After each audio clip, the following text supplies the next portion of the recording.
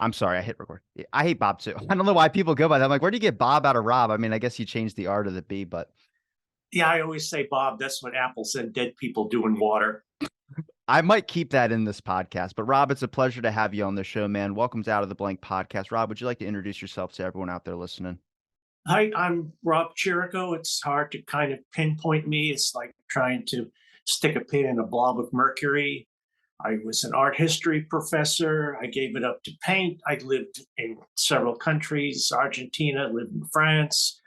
I've written several books. One is on swearing, which is the one we will be speaking of now. But probably my bestseller is a cocktail book, 30,000 copies, Field Guide to Cocktails. So if you're interested in cocktails, history, jokes, and how to make drinks the right way, you can go to that. I can go on, but I think let's just ignore me for a second and turn it over to Robbie to start asking some questions.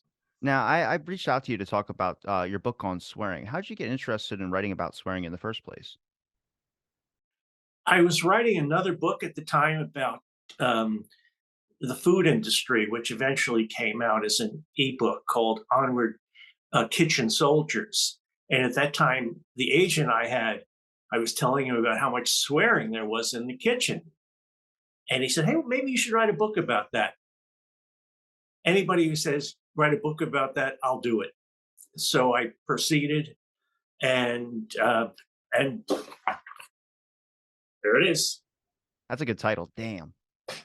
And it's actually very interesting because I share the title with H.L. Mencken. He has a book called Damn. That's probably the only thing I share, but we'll settle for that. Now, what did you notice about it? Because look, I've been in restaurant businesses before, and that's like one area where it's like you kind of have to leave your feelings at the door. I mean, the kitchen gets so hot, and sometimes it's like 100 outside, then it's like 150 degrees in the kitchen, then you're moving back and forth. So cursing is just like it's just seen as normal, and it's not like they mean it like against you as a person. They're just saying it because it helps get out the stress, makes the kitchen flow a little bit easier. Surprisingly, I mean, I think Gordon Ramsay probably really popularized what actually goes on some aspects of the kitchen when it comes to he curses out every single person, even though he might not be touching the food at the time. Well, it extends far beyond that these days. In the kitchen, it's as if you're not really thinking about what you're saying. You're busy plating, you're busy doing prep, and if somebody needs a knife, give me the fucking knife, and it's all filler. Somehow we want our words to flow. And very often there are words that we use, adverbs, adjectives, actually, that we use all the time without even realizing it. I mean, do we really mean actually when we say actually? Do we really mean to say, uh, you know, give me the fucking hammer? Um, and that's a funny thing about certain words because fuck in English, fucking, you don't see in other languages that way. If I wanted to say, give me look at the fucking wall. In French, they would say something along the lines of, look at that whorish wall. They don't, so fuck is a special place in English that it really doesn't have. In fact, I was watching a Danish show, and I only know a couple of words in Danish, but what they would go on and on and on in Danish, and then suddenly you hear fuck, fuck. So they have adopted this word of ours. And actually, Jesse Sheilauer wrote a book on it, and we don't know where it came from. And all of the definitions that people give, all of the stories, according to one lexicographer, they're all bullshit. There's one thing that says fuck is fornication under the covenant of the king. And it's like, what? Anyway, It's what I you have, say when I drop something. well, yeah, actually, that's an interesting point when you drop something because let's say you hit your thumb with a hammer. You're not going to say, oh, I hit my thumb with a hammer. You say, oh, shit. But Steven Pinker, the other linguist scholar, points out that most words that we say are done in the cortex. So we're actually thinking about words.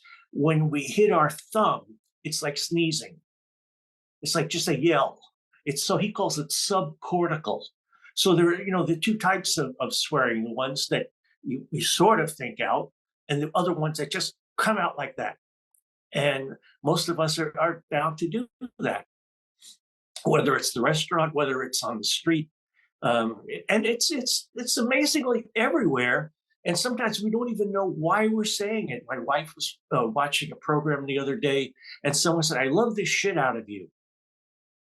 What is the guy, a copperphage, a copperphile? I mean, why would he say that? It's just that these words become abstract. They no longer have the meaning that they once did. And when people use the word shit, probably 9 times out of 10, I'm not talking about feces. It's some other realm that these words have been relegated to.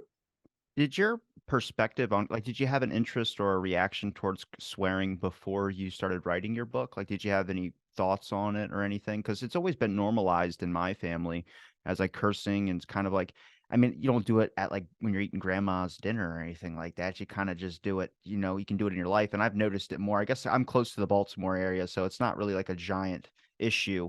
It's kind of like being in Detroit. If you live in Detroit or if you live in some big giant city, you hear cursing probably a lot. New York, if you're trying to ride the subway, anything like that.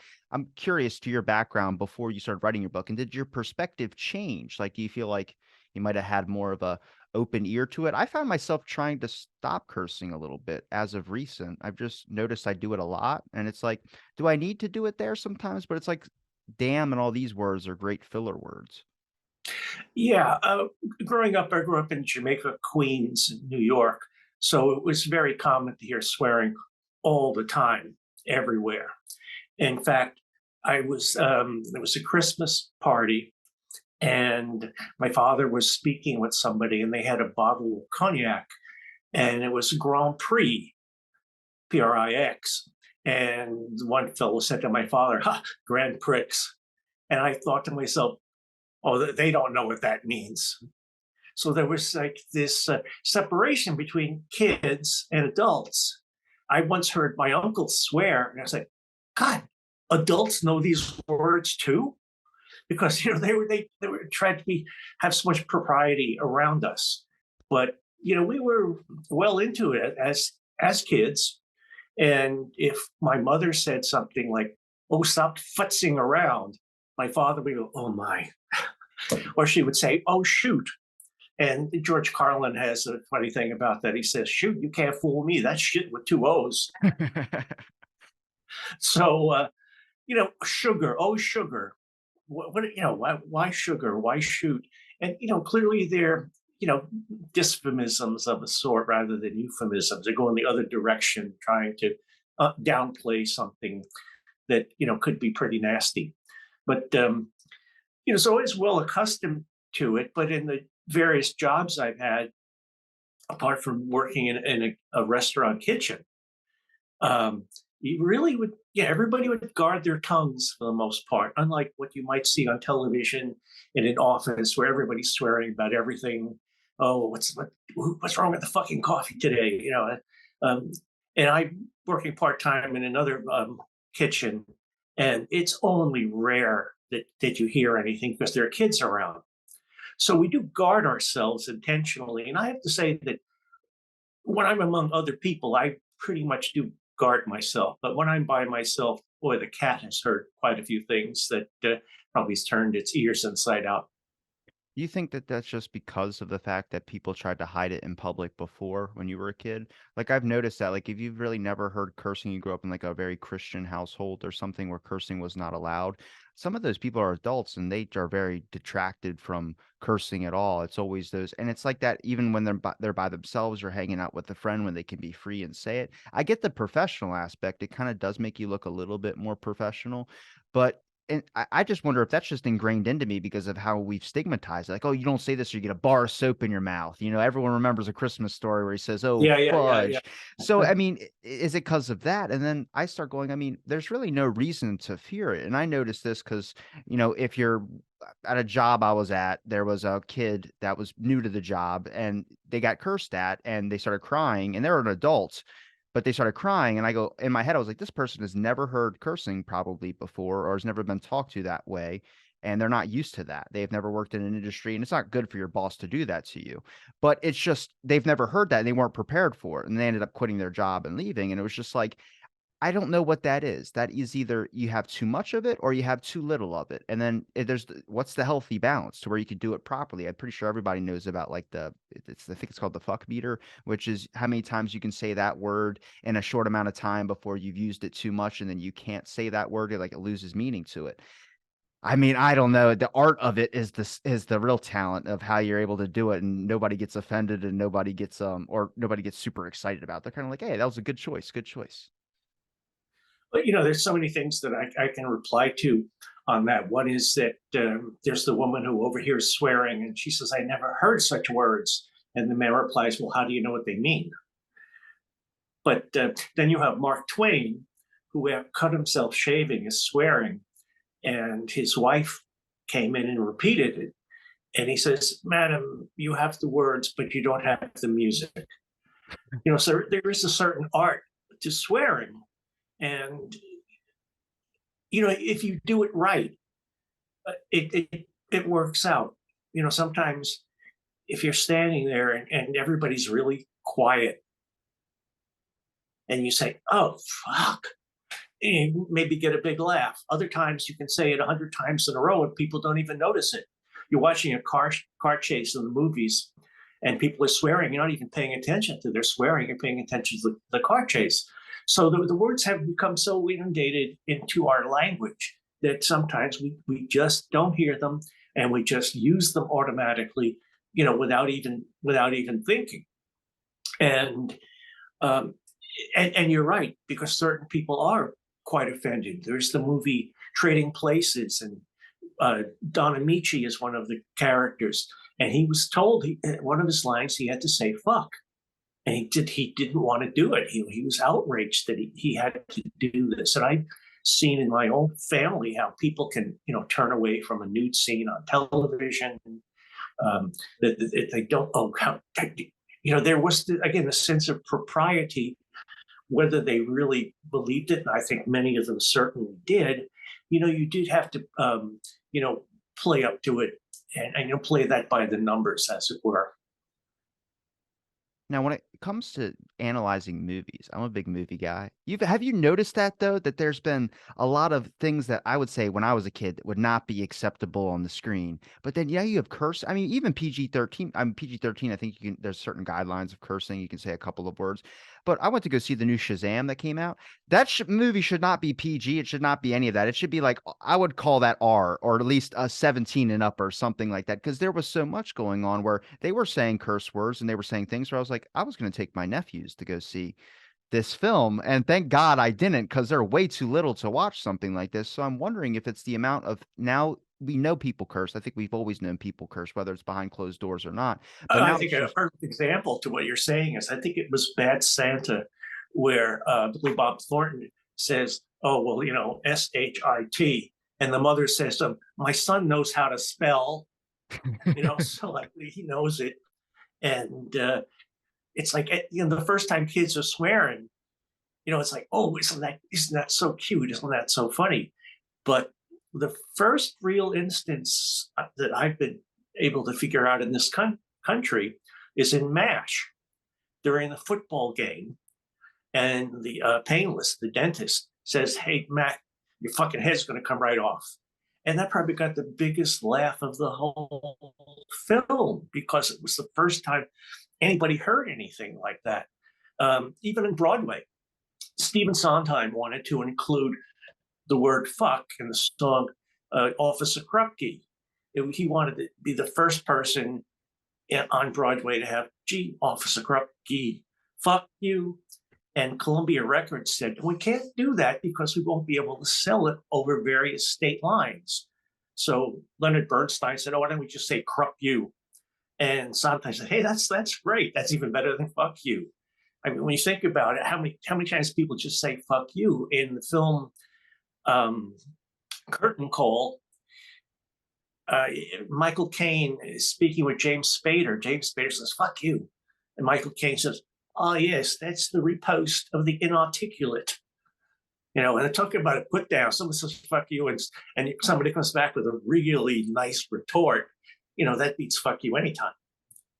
Except Joe Pesci, where Joe Pesci has built a career on the whole fact that he says words like that. To me, that makes him like, I don't know, he's one of my favorites. And I don't just like actors for cursing, but the way he does it is, I don't know, it's styling. I mean, one of my favorite movie scenes out there, and it's not Joe Pesci, but it's Eddie Murphy when he's the movie Coming to America, where he steps up on the balcony. He goes, "Good morning, my neighbors." And then someone goes, "Hey, fuck you." And he goes, "Yes, fuck you too." And he like that. That's hilarious. But it's like, Yeah. we get them in late night comedies, and I think Naked Gun's probably the one that really doesn't curse at all. They kind of just base humor and like jokes that they skip right over, which is rare.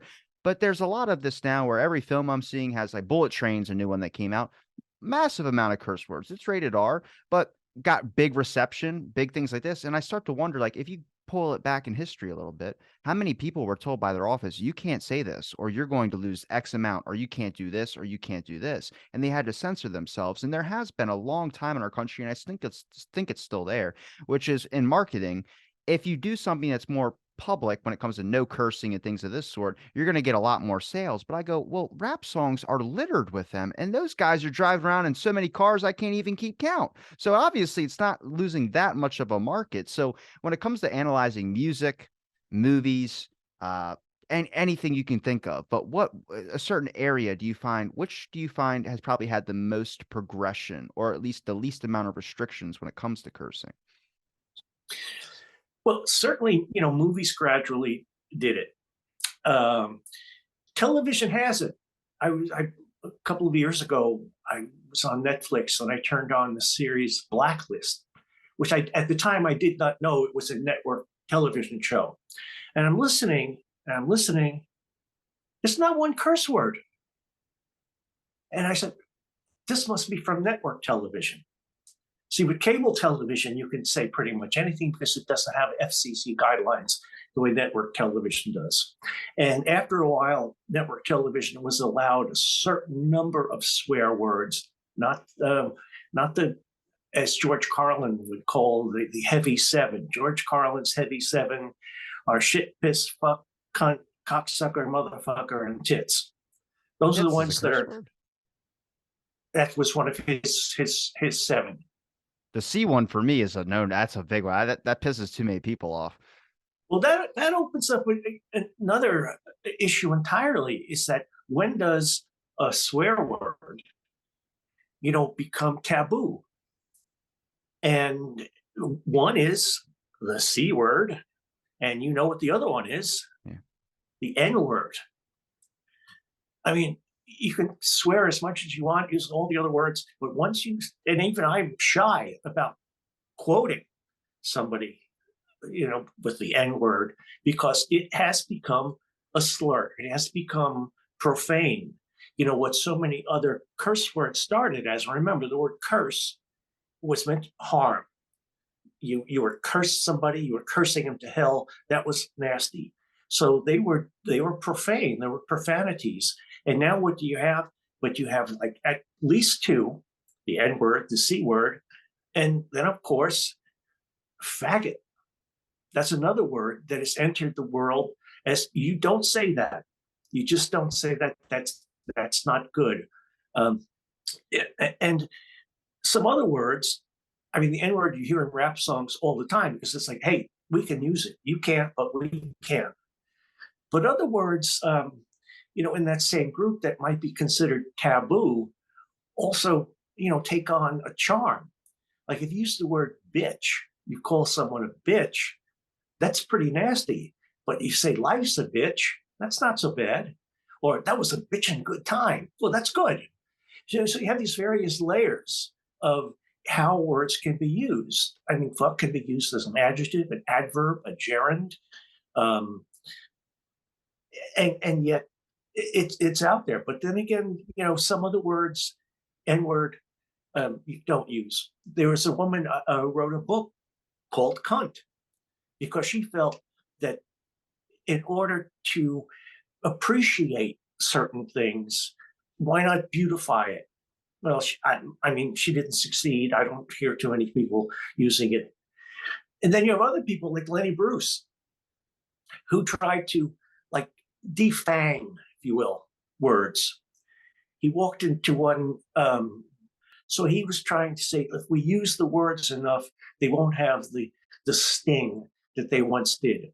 I don't know that that's true. You can listen to James Baldwin, who originally his piece was "I am not your," but when it came out in book form, it's "I am not your Negro." So even he felt that, he wanted to use it to, as I say, defang it, to take the sting out of it. But some words at this point, you still can't do that too. One linguist thought, swearing is going to be on the increase. He was in the 50s. And then after it's on the increase, it's going to be so common that people won't use it anymore. Well, he was right about the first part, was on the increase, but no, it's people use it all the time, more than ever, in almost every place. I was, and then of course the words change. When I was in Argentina, I was teaching a course on art, and I was in the library, and this Asian boy was saying, "Oh, that sucked. That really sucked." And I'm like, "Oh my God, he's saying suck." And I said to the librarian, I said, "No, you should tell him that in English that's," and she said, "What word?" And I said, "That suck." Well, what's wrong with that? Then I realized it had become part of the modern vernacular, as so many words do, and we don't blink at them. You son of a bitch. Things we just say, things we say automatically. We don't think twice at, unless it's said with venom. You really suck. Well, that's nasty. Where we said that movie sucks, it's not so bad. So it's just curious how malleable so many of the words we use are. What about the word dick? Dick's not a curse word, is it? Not anymore. I mean, if you look at the history of it, somehow dick was used more in some of the more Germanic languages, but then the word cock took over. I mean, you never call somebody a dick sucker, but somebody's a cocksucker. Wait, cock's a curse word? Well, if you say cocksucker, I was about to say, because that's what I would like. If I heard this from Flea, and is the best example. He goes, if your kid's running around his house, he's a little child or something like that, and he's like, look at my whatever. Do you want him to say pee pee, or do you have a pee pee, or do you have a cock? It sounds more manly. I'm like, oh, 100%. You want to tell your kid, anything like that, but it's that to me, cock was just a word that you could just easily say. Like the only ones I think that have ever really ingrained into me that were curse words were damn, which I think damn is kind of cut out of the whole thing. I feel like now you can use it a lot more without people getting upset, or they're not as pulled back. The F word is a big one that always triggers somebody's ears. The C word, the N word. I won't even say Arnold's last name because to me, it's just, I can't even do it. And then there is shit, but shit is like, it depends on how you use it. Like you were mentioning how you use these types of words, but there's literally a change on them where they go back and forth where I start going, I mean, there are some words out there that you could probably say that would be curse words to people, but it's not to you. And then it kind of goes into the notion, so what then are these words? Are they just words that we don't like because they're aggressive and sometimes they can be like a needle to our ears? Like there's words like that out there. When someone says the C word, that's it for me. It makes my ears kind of start ringing a little bit. I go, oh my God, you just said that. That was like a fart in a room, man. You don't do that. But then there's other words out there that I've used that people would go, what? I'm like, I said water. Do you want water? They're like, water. I was like, hang on a second. That's not a swear word. Don't you put that on me. And it becomes into this era where it's like, do we just start labeling swear words as things that trigger people or find them offensive? And then I go, well, then we're really going to have a distortion with language and trying to understand it, because you need to have a good vocabulary. I mean, when it comes to the expansion of words that you can use or the massive amount, whatever you want to say, there needs to be a discussion, and a lot of conversations are now limited because people find things that they deter from. And that's from listening to someone that might say a curse word, listening to someone from an opposing view. And I'm like, we can't do that with everything. There are things that you're going to have to understand that are in the world, and you have to interact with them at some point. so some words the way we hear them. I mean, you can say jackass, but you can't say kiss my ass. Wait, You know, what? right? I mean, so it's not what you say, but how you say it.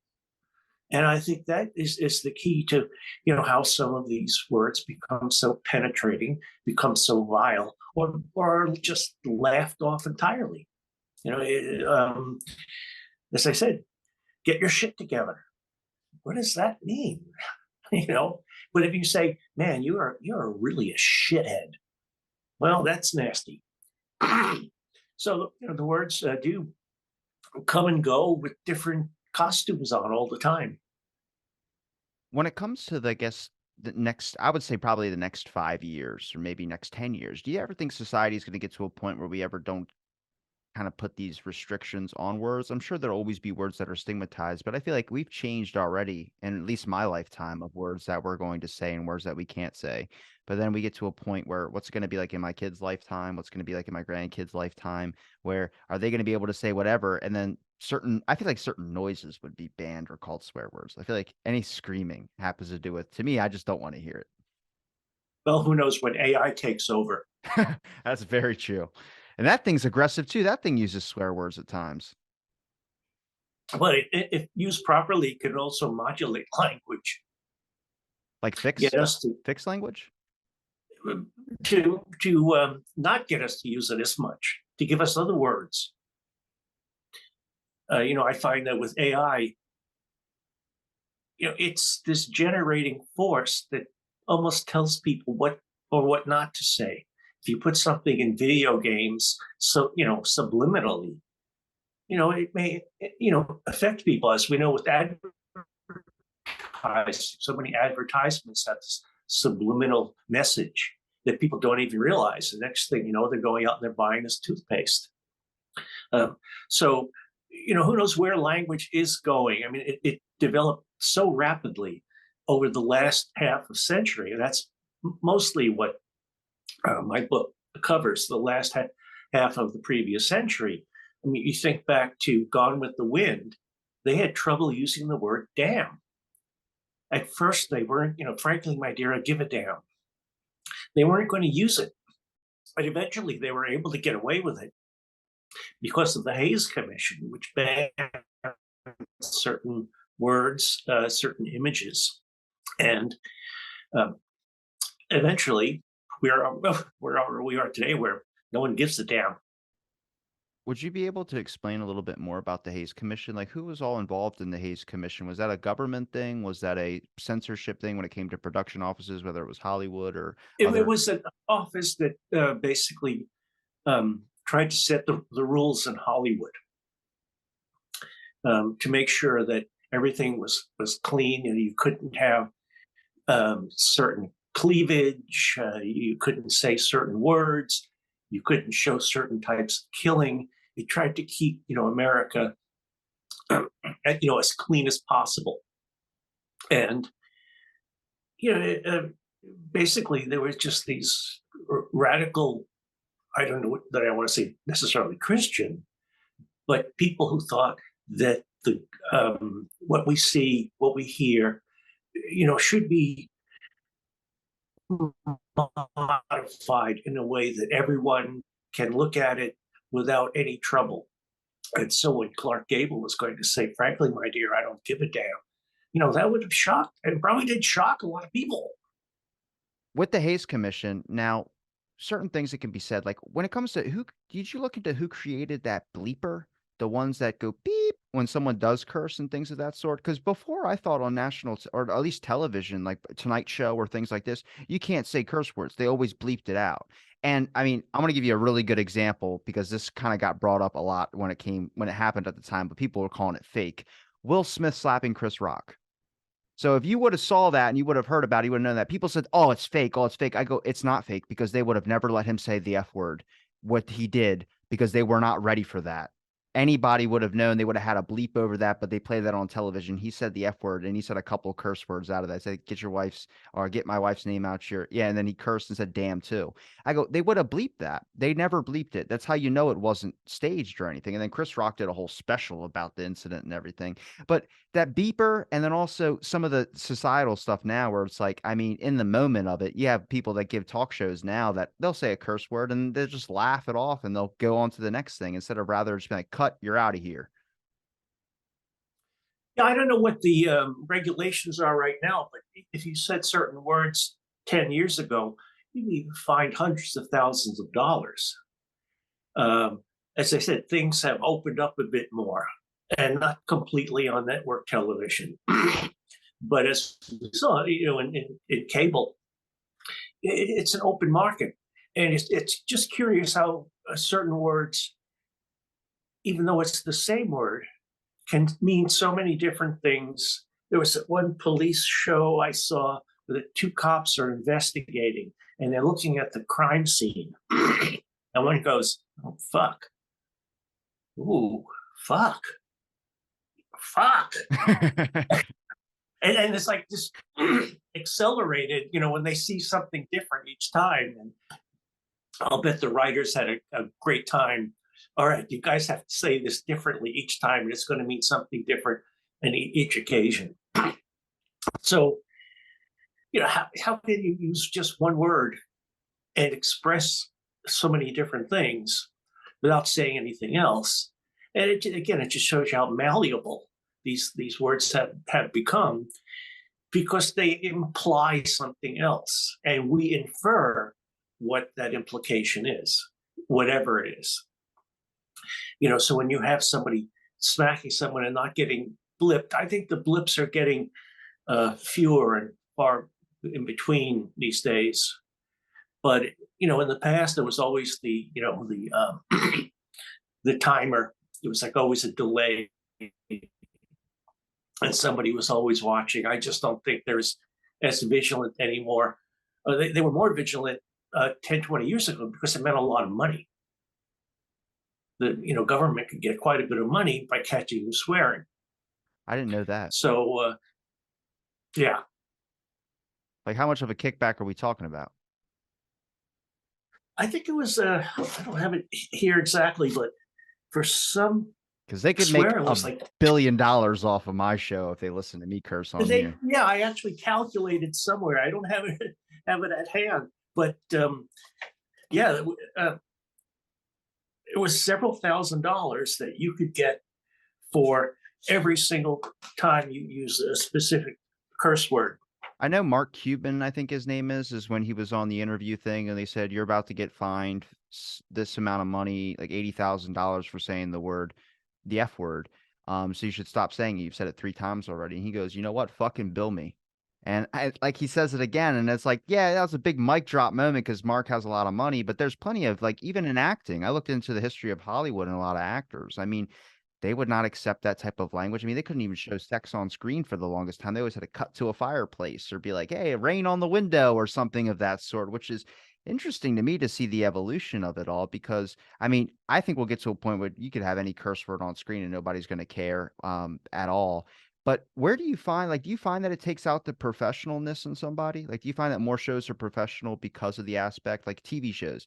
If they don't curse, if they don't use language, or I mean, are you even tuned in to pick it up? For me, half the time, I just kind of don't even really notice the curse word a lot, unless it's one I really never hear about. Like when someone says like something crazy, like I don't know, like fart knocker or something, whatever you want to say, just something that's obscure. I'm just like, what is that supposed to be?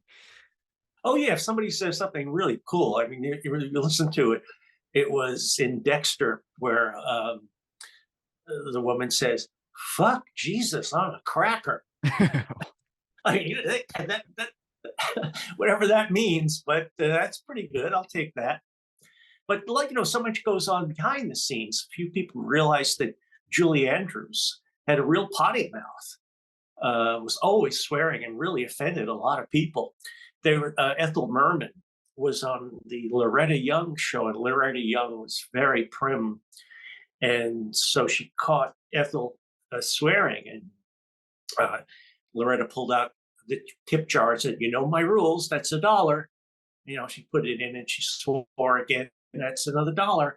And Ethel Merman turned to her and said, "How much would it cost to say fuck you?" you know. so so I think a good deal of behind the scenes is going in front of the scenes now, becoming part of the scene, where actors, where they had to watch their language, follow the script completely. Maybe they're ad libbing a little bit more, because it sounds more realistic. Not like using a real gun and shooting somebody offset, I think that someone says, okay, just go with the scene. And, that method acting would bring that out, would bring out somebody's inner demons if you really become part of the scene. And There's a tape of JFK, and JFK, if you know anything about history about him, he's very professional. He's very publicly spoken. He's a good speaker in a lot of aspects of things. But there's a phone call with him talking about a general, and the general had there's a videotape out there where they had caught like $4,000 of like these famous, like not famous, but very professional, rich style chairs that these guys are sitting on. And he goes, "Did you see them in those chairs?" And the general's like, "I did." And he goes, "It was a fucking mayhem." And he was like, "You just said something where it was like, I have never heard Kennedy curse." And I saw it. I was like, "This is what I want." And people go, "Oh, why do you got to stick on his cursing?" I go, "No, no, no. It shows he's human. We all do it. Every single person does it. The people, it's the same thing with like sex and things. We all do it, but we all stigmatize certain things." And I go, to me, it makes them more human. And I go, when you really can take the blinders off, when you hear, and I know I don't really necessarily want to hear my president curse, but to me, I go, I mean, do we expect, like, why do we get so aghasted when someone does? Like, we shouldn't be like that as a society. If someone says a curse word, we should be able to be like, okay, and then move on past it. But some people are just taken back. And even with professional status, reporters, for instance, that was a big no-no. You couldn't say that on screen. I'm just like, we get to the point back where we're kids and we have a swear jar in our house. And I go, I mean, where does that even come from? The swear jar? I mean, that's the stupidest thing ever. It just sounds like you're trying to get money out of your parents because they're not giving you an allowance for doing chores. well, it's like your form of doing penance. Oh, Instead of giving your tithe to the church, you give your money to your parents, who probably give it back to you in some way anyway, tenfold. But yeah, you listen like Kennedy, all the time. It's like, don't print this off the record. When Johnson was talking to reporters and showing him around his house, taking to the bedroom, and he says, "See that bed? That's bed seat more ass than your toilet seat." And talking I never to knew someone Johnson who was said mentioning that. the Obama. I never knew Johnson Oh said yeah, that. That's crazy. he apparently was swore all the time. And someone said in the Obama administration, saying "fuck you" or "fuck" is like saying hello or thank you. And when you do watch some of these television shows about politics, and you have the politicians swearing, that's pretty much a reflection of what's going on behind the scenes. But when you've got your personal lifestyle and then your professional persona, you clearly have to guard yourself. People don't want to hear you talking about grabbing pussy unless they really don't care about you saying grabbing pussy. That's probably a curse word for me right there is that word pussy. And yet one president we know used it a couple of times in an interview and was heard by the public, and the public just shrugged it off. If the opponent had said it, you can bet that Fox News would be plastering it all over the place. I that word I got slapped in the back of the head for using it because I think I was 13 at the time or maybe 12. There was a movie called Accepted that came out, and the woman drinks a glass of wine and goes, "College is for pussies," and then she walks out. And I said it at like just because it was on a movie, I said it like I'm repeating it. And because I was trying to talk about a scene, and I probably shouldn't have been watching that movie. But at this point, you're a kid. It comes on the channel. Your parents aren't home. You just watch it. And I said that, and I got slapped in the back of the head. I was like, "What? Like, don't ever say that." I was like, is it a bad word? And then I ended up finding out that it was, yeah, that was a Oh, cat. yeah. Well, that's the thing. In this country, in the United States, it's a bad word. It's not, and you couldn't really get away with like a pun on television in this country.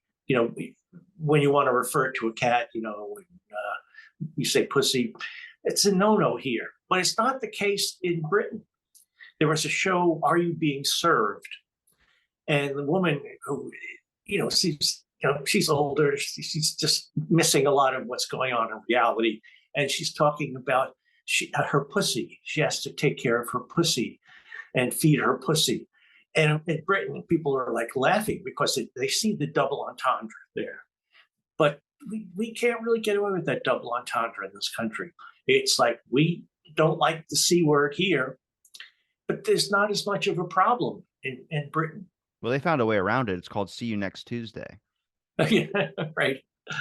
True. But in the right from the you see many comments in the Second World War where the soldiers are being called cunt, and that, and it can be used good or bad. And they say, "Oh, what a jolly cunt he is," and so from yes, we know there's so many words in our American English that are unknown over there. I said, what is that? A shag carpet? Shagging, in Britain is having sex, and on that level, the overuse of something, it doesn't work.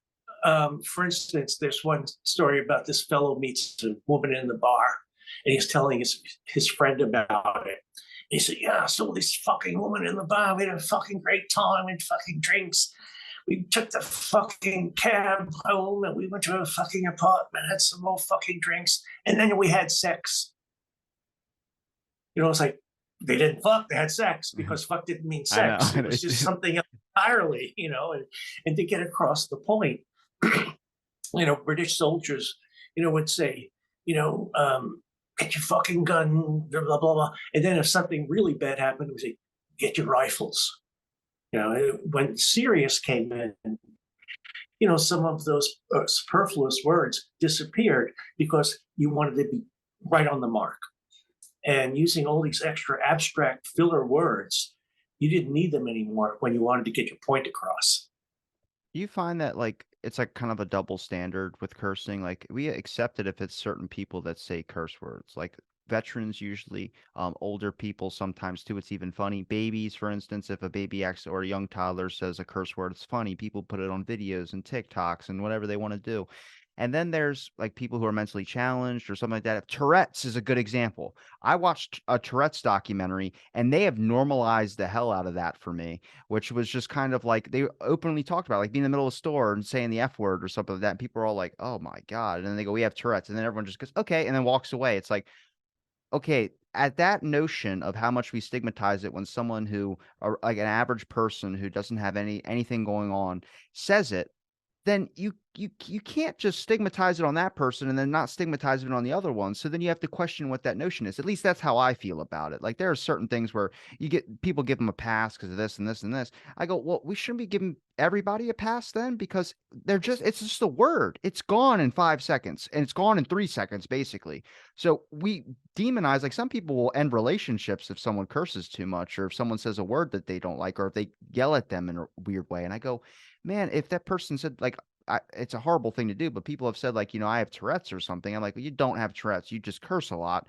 And they do, but they realize, yeah, they do curse a lot, but they're trying to find a category where then it would be publicly accepted. If they openly said they had Tourette's and people like, okay, it's okay for you to curse then. I go, why are we just challenging the notion in general, like the whole cursing aspect? Why do we give certain passes to thing? I'm not demonizing anybody that has that. I'm just saying there's a big double standard for me there where I start going, that's why you can question cursing as being a topic that might just be ingrained to your head because we've had these thoughts for so long of being professional, being courteous, being accepted not to curse. If you want to get a job, you don't curse. If you don't get tattoos either. Well, the tattoo thing has gone out the window. I've seen plenty of people with tattoos. They don't need to roll up their sleeves to hide them or do anything like that.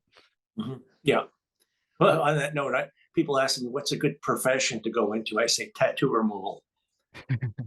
Because people do regret them. Yeah. But I think, for the swearing, it depends on who you are, what people think of you, and how you deliver it. It's a really a variable. So there's not like one situation where someone's looking and says, "Oh, that person he can swear, that person can't." I mean, look at the film with the dude, the Big Lebowski. Oh my God, it's my all-time favorite film. So towards the end of the film, the stranger Yeah. says, "Tell me, dude, why do you do so much cussing?" And dude replies, "What the fuck are you talking about?" I know it's So we're, in this society, emphasize what you're saying. Sometimes we don't even notice it. I mean, you don't judge somebody. Well, clearly, the stranger is judging the dude, but the dude is just oblivious to it all. And I think that the world is filled with oblivious people and people who know things, and that goes across all borders of society, and with regard to all genres of thought. What book is going to uh, be banned because it uses a certain word? What you can't read Catcher in the Rye anymore. You can't read certain. Um, I'm sorry that my book hasn't been banned. It would just give it some more PR. But they say there's no such thing as bad publicity. And as soon as some of these books are banned, you see them in the bookstores in the front of the Barnes and Noble, because they want to show people that these books should not be banned. So sometimes when you're banning something, you're actually making it, giving it some extra cushioning. I mean, look at the Tipper sticker. Tipper Gore was the one who came up with the sticker that said, may contain, adult language, offensive language, and so forth. And, some people would say, oh, let's get that one. And one of the funniest points about that is there's a Frank Zappa album that has that sticker on it, and it's an instrumental album. So sometimes people are not even paying attention to what's actually being said, but what they think is being said. I think he meant that. When Louie Louie came out, the song, it was banned because people couldn't understand it. Do you, do you, And, well, certain songs. I'm sorry, there might be a bit of a delay. I was just gonna say, do you find that like you have probably two groups of split with like your community, like with your book? I mean, people that want to hear it because it's cursing, it says "damn" on the front cover of it, and then there's people that probably are deterred from it, like, oh my God, how could this person put this on a book or something like that? Like even you mentioned the author that wrote the C word on her book. That might deter me, and I'm pretty into the cursing realm, but that might deter me from picking it up because it is that. But there are people that want to go after the cursing. I think that's why comedians build a whole stage platform off of being a dirty comic or something like that, where they use curse words like every other sentence. And some people do it right. And then I have favorite comedians of mine that have been on my show that are clean comics.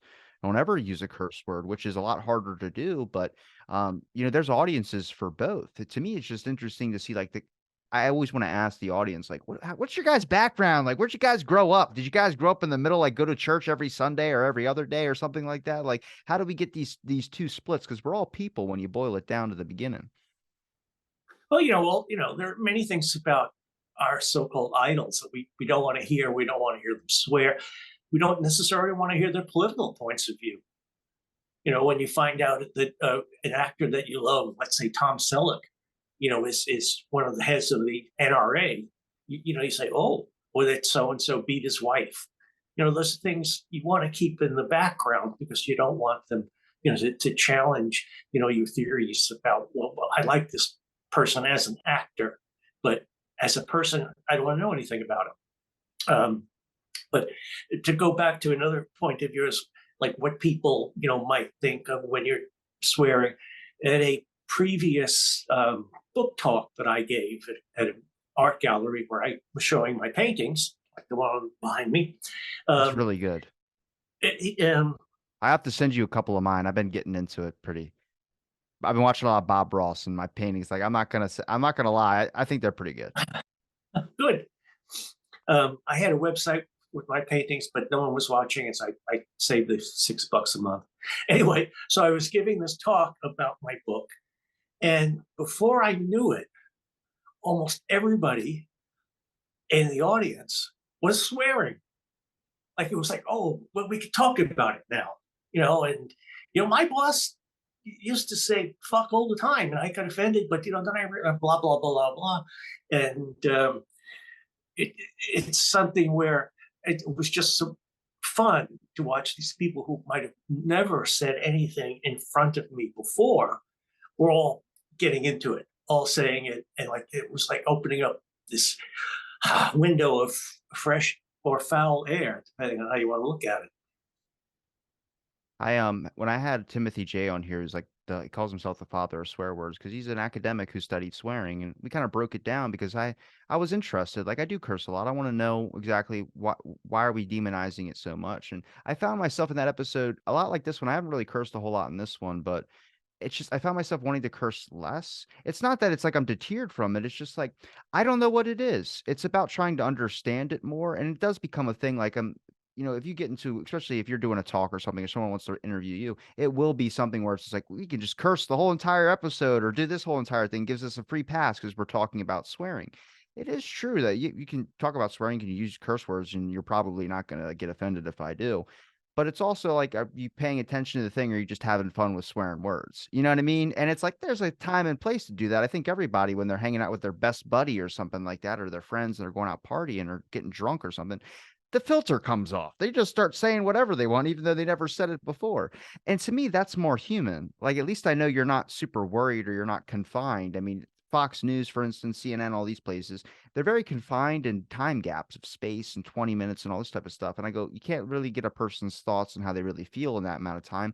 But also the restrictions that they can't say certain things. And when they can't say certain things, I'm like, well, then it kind of feels like you have to censor. And that's like with self-censorship now in general. To me, that gets me. I wonder when they're gonna take it off of platforms sometimes with curse words, where it's like profanity and all these types of things. And I go, well, what's the context? If it's used and it's in a funny way, is it accepted? Okay, then we can't just use it if it's in an aggressive way. Even if someone's telling me I'm an idiot, and saying it in the worst possible language, I'll be like, okay, that's fair. Well, if you were interviewing me about my paintings right now, there wouldn't be anything close to a swear word. But that's I mean, fucking fantastic as a painting, though. It's really good, dude. You gotta bend the camera up so I can at least see the yeah, top of it. right. Yeah. Just, Dude, that is fantastic, man. Wow. You really did that? I did. And I do some pretty fucking incredible landscapes too. Oh, I see what you did there. I have some landscape stuff. Bob Ross, I usually watch his videos like really late at night or something like that when I should be sleeping. But it's just he goes, you can do this. You can touch the canvas and you can pop it up on there. And I'm like, I can't be mad at you because I can't do it, but I see you doing it and it's so good. And then actually, once I got the proper materials and the proper paints and brushes and things of that sort instead of the crappy $1 Walmart stuff, and actually, you get to see it. You really get to see the whole creation take place. I mean, is that your escape too? Like, is that where you go besides writing? Well, when I wanted to be an artist. I took one art class in college. I hated it, but I fell in love with art history, and I became an art historian. I went to graduate school at NYU to study art history, worked on my PhD in art history. But the nice thing about that branch of NYU, it's uptown, a few blocks away from the Metropolitan Museum, and our branch at NYU had a conservation department. So I learned about technique and I studied technique. And so much of the way I paint is in a way like the old masters. It's not completely because I don't ground my own pigments and I use a modern polymer resin along with oil. So they're certainly, modern techniques and applications that I use. But I did try to study the whole principle of building up your colors slowly, building up the glazes of pictures, so that a picture like the one behind me would probably take close to a month to finish because it's done by slowly building up layers, glazes, adding on highlights. And it's an arduous process. And don't ask me why I do it because I don't know. I think it's a really fun hobby. I mean, I'm not a really skilled painter. I've only painted I have ADHD, so I get into moments where I'm like, you need to go do something. And it's bad when we talk about waiting for a paint to dry because I'll be sitting there after I do and I'm trying to keep going and I notice I'm messing up even more because of the paint's not fully dried yet. So I'll just go, you know what? I'm gonna walk away and come back to this. I'll end up going to bench press in the garage or something for an hour or so. Then I'll get lost track and then I'll go upstairs and go play on my phone or go email people or something like that. And then I come downstairs like the next day or something and I go, oh, I totally forgot about the painting that I was working on. And then I'll have to cut back to it. But it makes me force myself to sit down and really try and like listen to music or something, but try and continue focused on this. And it is very difficult for me. I'm sure you probably noticed throughout this conversation, I've dodged in and out of various different areas, but it's that specific. Like you have to force yourself to sit down and do this. And I'm not an artist, but I really appreciate someone who's able to make something like that. That looks awesome, man. Seriously. Well, thank you. Um, I got one more question about your book, but when it comes to thinking about writing a spin-off series, do you think that you'll ever write another book about cursing, maybe focus a little bit more directly into a certain area that you could explore a little bit deeper when it comes to how much it's changed in society? Like video games is a great example of the filter that goes on video games with kids just that's where all my cursing went. You think I was bad on my podcast back in the days of the Xbox? No, I was calling everybody whatever word you wanted to say because there's no ramifications to that. Well, I always seem to be working on something different. Uh, One of my last published books was called Not My Mother's Kitchen. It's an Italian cookbook about someone who grew up in an Italian household with an Italian mother who didn't know how to cook and how I learned to cook. So there I've written that. Meanwhile, I've written a couple of mystery stories. I'm working on a book right now. I don't know where it's going about, I call it Getting Away with It, how to, um, a guide to how to and how not to get caught. And it talks about murder and robbery. And as I said, I don't know where that's going. I'm working on a book that's kind of a variation on Spoon River anthology. So yeah, I'm a schizo. So whether I'm going to write another thing on swearing, I was part of a swearing blog for a long time, and that just kind of fell by the wayside. Um, so you don't quite know. I listen to my music, my soundtrack, movie soundtrack collection. It's probably close to 4,000 CDs. So but I've not really written much about music. But so, yeah, I really don't know whether I would work on it. And the other thing is trying to find somebody who's going to publish it. I'd publish it if I had the money and the platform. Because Y- there are books that, I did my cocktail book. I told you it sold 30,000 copies, and I can't get them interested in another book of mine. Everybody's like niche oriented, write about this and only this. If you write a cocktail book and you're trying to get a mystery story published, they don't want to hear it. Well, I don't care that you wrote a cocktail book. We're interested in this type of mystery story. So I self-published, several of my books on through Amazon, even if it's just for the vanity of, having them for myself and for any friends or people who, want to look at them. I had an agent in New York who had my food novel, thought it could be a movie. After eight turndowns, he passed it over to an ebook publisher, so it was published as an ebook and never really went anywhere. So, it's whether the gods of publishing are with you or not. It's always good to be connected, and I'm not really connected, so here I am. I might as well be off the map. I don't like being I don't know. I wouldn't say I'm not social because I'm definitely social from the show, but I think that's the only time I'm ever really social. I try and kind of keep to myself a little bit when it comes to just I balance everything up here a little bit. Art is a new hobby to help me express, relaxing and doing other things. Like people play video games or people do whatever hobbies they have. But one question on your cocktail book, and it's not a cocktail thing, but I want to get your thoughts on this. Pina colada. What are your thoughts? Despite having written this cocktail book with hundreds of recipes, variations, I'm at basically martini, gin, of course, that's the real kind, gin and tonic, maybe a couple of aperitifs, maybe a single malt scotch, pina coladas, Cosmos. They're not for me. Damn, that's the only drink I'll drink at a bar is a pina colada, and everybody looks at me strange, like this guy's getting a pina colada. It's pina colada or Jameson. You give me a shot of Jameson, either way. But if I'm a fitness guy, so if I really want to indulge in alcohol, I want to make sure I enjoy it, and it's a very tasteful drink. Just don't put any whipped cream on the top of it. I won't have any. Right. I won't. Well, you can be like the dude. I do like White Russians. That was the very first drink I've ever made was because of that movie, A White Russian. But they call it in different types. There's like a Caucasian is what they call it, or they call it a White Yeah, yeah, Russian. yeah. So it makes Mhm. it difficult to order when you're trying to like, "Can I get a White Russian?" Some people know what that is, and they'll go, "Huh?" And I'll go, "Caucasian?" They go, "Oh, I got you, man." And I'm like, "All right, well, thanks." I think John Lennon and Harry Nilsson were kicked out of a bar in California for drinking too many White Russians. God, it's a damn good drink, I'll tell you that much. You're basically just drinking like sugar and coffee liquor in it, but who cares? It tastes great, fantastic. But no, Rob, you've given me enough of your time, man. I really do appreciate you giving me the time to talk on the show. Is there a place where people can find your books? Any links you'd like to promote, social media handles, anything like that? And all of my books are on Amazon. Social media links? I don't really have any social. I mean, I will put things on Facebook. I'll put things. I'll put your site on when it's available.